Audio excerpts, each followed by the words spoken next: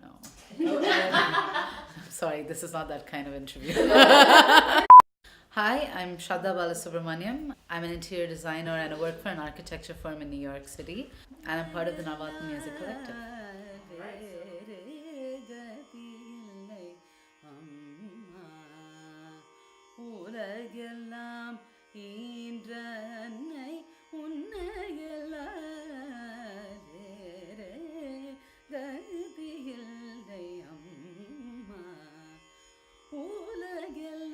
Well, I guess it all starts with mothers.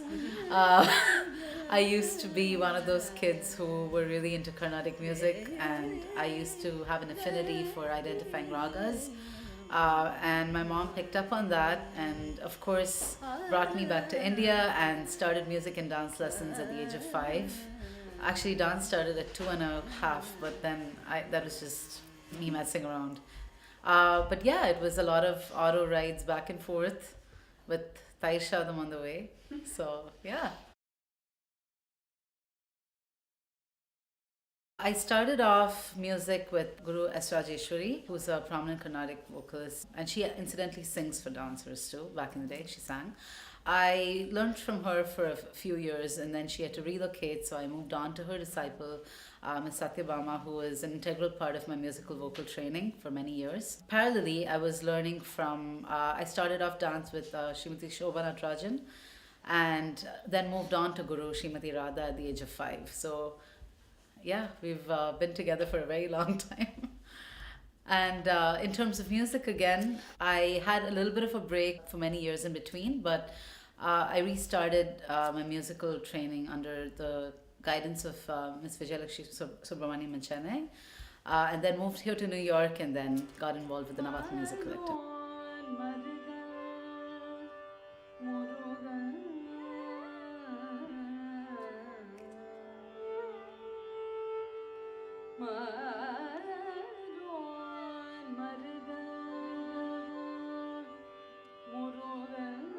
This one comes to mind, but it was actually with my dance teacher, Radha Auntie, who's seen every aspect of my growing up, some of which I should be not so proud of, but she's been with me for such a long time, since I joined her class when I was a kid. And I remember it was Shri Sai Baba's 70th birthday, and we had this ballet that we were going to do in Puttaparthi, and my mom couldn't join me on that trip, so she sent my dad, who was absolutely useless because he wasn't allowed to be with me. I was an unruly 7-year-old kid, and I remember Radha Auntie had the hardest time keeping me under her leash because I would not listen to anything she did, and I would always go play with her dogs, and dance class was more about, having fun. And with music class, they were always back to back. I would always finish my dance and then my music lessons, and it was I just remember it being a lot of fun, playing the fool and somehow getting away with it. But then now things have changed so much, and now, you know what?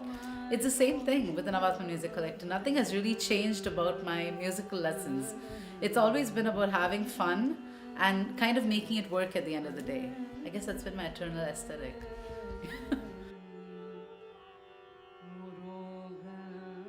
You have to say it's a small world out there, but I reconnected with an old friend of mine from school, Divya Jaishankar, who I'm extremely grateful for, because she introduced me to this beautiful, amazing group of people who are now my family away from home and the musical voice in my head.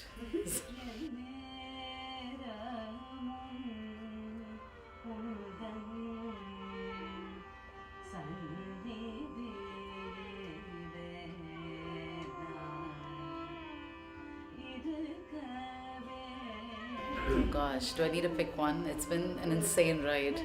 But speaking of rides, I remember one that comes to mind. We were practicing for this gig that we had at a wedding that someone wanted us to perform for, and we had to drive all the way to Jersey because we had a rehearsal with these musicians. And of course, the person behind the wheel on that trip was Rupa Madhavan, and nothing there ends with sanity.